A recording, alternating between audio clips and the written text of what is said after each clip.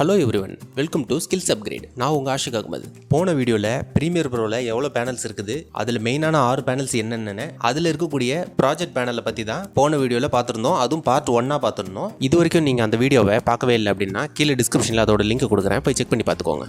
இந்த வீடியோவில் அதோடைய பார்ட் 2 தான் பார்க்க போகிறோம். அதுக்கு முன்னாடி நம்ம சேனலில் சப்ஸ்கிரைப் பண்ணாமல் பார்த்துட்டு இருந்தீங்கன்னா மறக்காமல் சப்ஸ்கிரைப் பண்ணிடுங்க. உங்கள் ஃப்ரெண்ட்ஸ் அண்ட் ரிலேட்டிவ்ஸ்க்கு ஷேர் பண்ணிடுங்க. வாங்க வீடியோக்குள்ளே போகலாம்.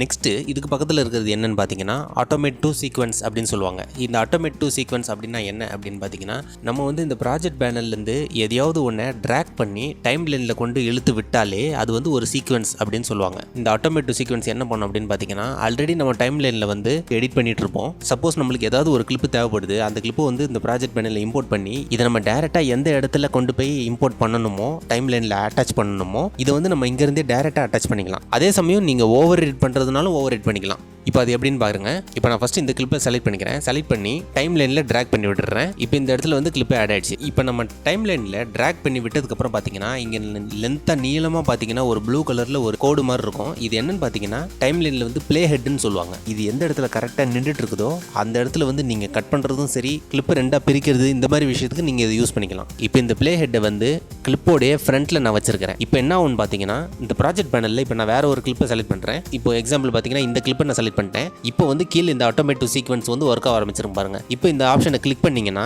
இந்த மாதிரி ஒரு சின்ன விண்டோ ஓப்பன் ஆகும். இப்போ இந்த இடத்துல ஆர்டரிங்கில் பார்த்தீங்கன்னா செலெக்ஷன் ஆர்டர் கேட்குது. செலெக்ஷன் ஆர்டர்னா எப்படின்னா, நீங்கள் செலக்ட் பண்ண அந்த ஆர்டரில் அது கொண்டு போய் உள்ள இம்போர்ட் பண்ணிடும். நெக்ஸ்ட் வந்து இது எந்த மெத்தடில் டைம் லைனில் இம்போர்ட் ஆகணும் அப்படின்னு சொல்லி கேட்குது. இந்த மெத்தடில் என்னன்னு பார்த்தீங்கன்னா இன்செட்னு ஒன்று இருக்கும், ஓவர் ரைட்னு ஒன்று இருக்கும். இன்செட் அப்படின்னா என்ன அர்த்தம்னா, இப்போ இதுலேயே பாருங்க, இந்த ப்ளே ஹெட் வந்து எங்கே இருக்குது அப்படின்னு பார்த்தீங்கன்னா இந்த இடத்துல ஃப்ரண்ட்டில் இருக்குது, அதாவது இந்த கிளிப்புக்கு முன்னாடி இருக்குது. இப்போ நீங்கள் இன்செட்னு கொடுத்தீங்கன்னா நம்ம செலக்ட் பண்ணி வச்சிருக்கிற இந்த கிளிப்பு வந்து ஆல்ரெடி டைம் லைன்ல இருக்க இந்த கிளிப்புக்கு முன்னாடி வந்து விழுந்துரும். இந்த கிளிப்பு வந்து டிஸ்டர்ப் பண்ணாது. இப்போ மறுபடியும் நம்ம வந்து இதுக்கு பேக்குக்கு போனோம் அப்படின்னா கண்ட்ரோல் இசட்ன்றத கீபோர்டில் பிரஸ் பண்ணீங்கன்னா அந்த ப்ராசஸ் வந்து அப்படியே திருப்பி ரிவர்ஸ் பண்ணிடும். இப்போ இந்த ஆட்டோமேட் டு சீக்வன்ஸை வந்து நான் கிளிக் பண்ணுறேன்.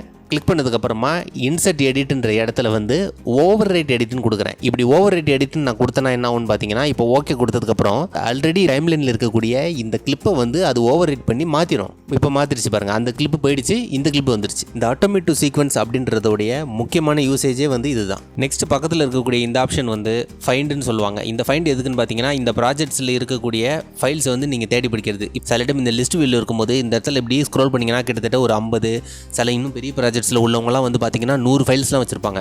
அப்போ வந்து உங்களுக்கு தேவையான ஃபைல்ஸை வந்து நீங்கள் உள்ளிருந்து டக்குன்னு பிக் பண்ணி எடுக்கணும்னும் போது ரொம்ப கஷ்டமாக இருக்கும். நீங்கள் உட்காந்து ஸ்க்ரோல் பண்ணிட்டு இருக்க முடியாது. அப்போ அந்த டைமில் உங்களுக்கு வந்து அந்த ஃபைலோடைய நேம் தெரிஞ்சிருந்தால், இப்போ இந்த இடத்துல பாருங்கள், இப்போ நான் வந்து இந்த இடத்துல நேம்னு கொடுக்குறேன். கொடுத்துட்டு இந்த இடத்துல ஃபைண்ட் வாட்டுன்னும் போது இந்த இடத்துல இருக்கு ஏதோ ஒரு பேரை ஒன்று செலக்ட் பண்ணி நீங்கள் ஃபைண்டுன்னு கொடுத்துட்டீங்க அப்படின்னா உங்களுக்கு என்ன ஆகும்னா கரெக்டாக அது மட்டும் ஃபில்டர் ஆகிடும். சப்போஸ் நீங்கள் இந்த இடத்துலையும் யூஸ் பண்ணிக்கலாம். இப்போ மேலே இந்த இடத்துல இருக்கு பாருங்கள், இதையும் நீங்கள் யூஸ் பண்ணிக்கலாம். இப்போ ஒரு எக்ஸாம்பிள் பாருங்கள், இப்போ மேலே வந்து இப்போ இந்த வீடியோன்னு இருக்குல்ல, இப்போ இந்த வீடியோ மட்டும் நான் கொடுக்குறேன். எனக்கு வந்து தெரியல இந்த ஃபைல் எங்கே இருக்குன்னே தெரியல, ஒரு 50-100 ஃபைல் இருக்குது. இப்போ நான் வந்து அந்த வீடியோன்ற ஃபைல் தான் எனக்கு வேணும், ஆனால் எனக்கு பேர் தெரியும்.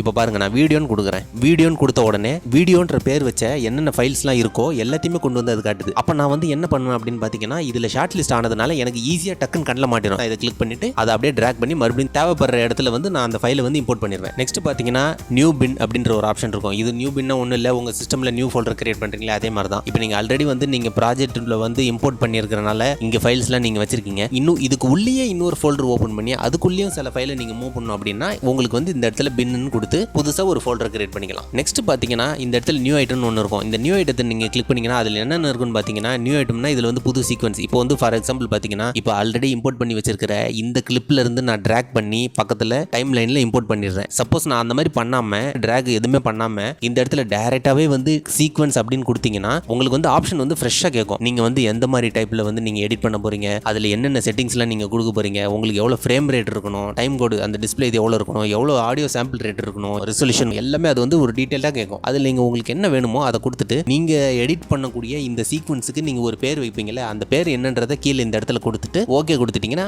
உங்களுக்கு வந்து சீக்வன்ஸ் வந்து கிரியேட் ஆகிடும். அதாவது சிம்பிளாக சொல்லணும்னா இப்போ இந்த இடத்துல வந்து டைம் லைன் வந்து எம்டியாக இருக்கு இல்லையா, அந்த எம்டியாக இருக்கிற டைம் லைன் என்ன ஆகும் அப்படின்னு பார்த்தீங்கன்னா நான் சீக்வன்ஸ் கிரியேட் பண்ண உடனே இந்த இடத்துல வந்து டைம் லைன் ஓப்பன் ஆயிரும். ஆனால் ஃபைல் எதுவும் இருக்காது. டைம் லைன் ஓப்பன் ஆயிரும், எல்லா ஆப்ஷனையும் காட்ட ஆரம்பிச்சிடும். இப்போ இந்த இடத்துல எம்டியாக இருக்கிறதுக்கு வந்து எந்த சீக்வன்ஸுமே வந்து கிரியேட் ஆகலை. ஏன்னா நம்ம ஜஸ்ட் ப்ராஜெக்ட் பேனலில் ஃபைல்ஸ் இம்போர்ட் மட்டும் தான் பண்ணி வச்சிருக்கோம். அதனால எதுவும் கிரியேட் ஆகலை. இப்போ நான் சப்போஸ் இங்கே இருக்கிற ஒரு ஃபைல் இப்படி எடுத்து இப்படி ட்ராக் மட்டும் பண்ணி விட்டுட்டேன் அப்படின்னா சீக்வன்ஸ் வந்து கிரியேட் ஆகிடுது பாருங்க. இந்த சீக்வன்ஸை தான் நம்ம மேனுவலாக போயிட்டு இந்த ஆப்ஷன்ற இடத்துல நியூ ஐட்டம்ன்ற இடத்துல கொடுத்து நம்ம பண்ணுறோம். சரி ஓகே, இதில் இது மட்டும் தான் ஆப்ஷன் இருக்குதா அப்படின்னு கேட்டிங்கன்னா கிடையாது. இதில் வேற என்னென்ன இருக்குது அப்படின்றத தெளிவாக பார்த்துடலாம். இதில் வேற என்னென்ன இருக்குது அப்படின்னு பார்த்தீங்கன்னா சீக்வன்ஸ் இல்லாமல் ப்ராஜெக்ட்டுக்கு வந்து ஷார்ட்கட் கிரியேட் பண்ணுறது, ஆஃப்லைனில் ஃபைல் கிரியேட் பண்ணுறது, அட்ஜஸ்ட்மெண்ட் லேயர் கிரியேட் பண்ணுறது, பார்ஸ், டோன்ஸ், பிளாக் வீடியோனா என்னன்னா பிளெயினாக ஒரு பிளாக் கலரில் ஒரு எம்டி வீடியோ கிரியேட் பண்ணுறது. கலர் மேட்னா என்னன்னா பேக்ரவுண்டில் நம்ம சம்டைம்ஸ் ஏதாவது கலர் தேவைப்பட்டுச்சு அப்படின்னா அந்த சீனுக்கு ஏற்ற மாதிரி பேக்ரவுண்டில் நம்மளுக்கு என்ன கலர் வேணுமோ அதை பிக் பண்ணி அதுக்கேற்ற மாதிரி ஒரு ஜஸ்ட் ஒரு லேயர் வந்து நம்ம கிரியேட் பண்ணிக்கலாம். ஒரு ட்ராக் எக்ஸாம்பிள் சொல்லணும்னா ஒரு ட்ராக் கிரியேட் பண்ணிக்கலாம். இப்போ இந்த இடத்துல மெயினாக நம்ம யூஸ் பண்ணுறது பார்த்தீங்கன்னா இப்போ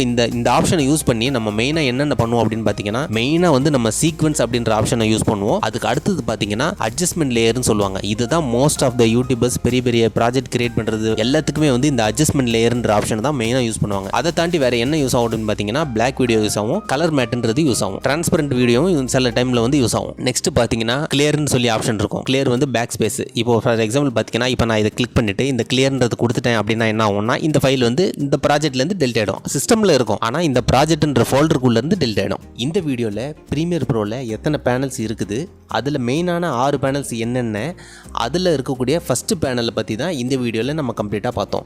நெக்ஸ்ட் வீடியோவில் நெக்ஸ்ட் பேனலான டைம்லைன் பேனலை பற்றி தான் நம்ம கம்ப்ளீட்டாக பார்க்க போகிறோம். இந்த வீடியோ உங்களுக்கு பிடிச்சிருந்தா லைக் பண்ணுங்கள். இந்த வீடியோவில் உங்களுக்கு ஏதாவது டவுட்ஸ் இருந்தால் அதை வந்து கீழே கமெண்ட் செக்ஷனில் கொஸ்டினாக கேளுங்க. நம்ம சேனலை சப்ஸ்கிரைப் பண்ணிருங்க. மறுபடியும் அடுத்த வீடியோவில் நிறைய இன்ட்ரெஸ்டிங்கான இன்ஃபர்மேஷனோட வெனஸ்டே அன்னைக்கு நான் உங்களை வந்து மீட் பண்ணுறேன். நான் உங்கள் ஆஷிக் அகமது. தேங்க்ஸ் ஃபார் வாட்சிங். Have a great day.